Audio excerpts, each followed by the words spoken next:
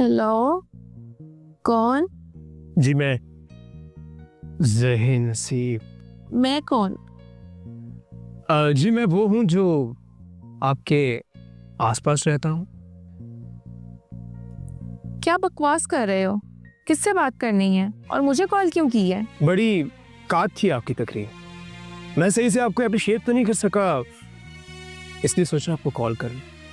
मुझे काफ़ी अजीब सा लग रहा था मगर आप तो कहीं तुम वो नए वाले तो नहीं हो?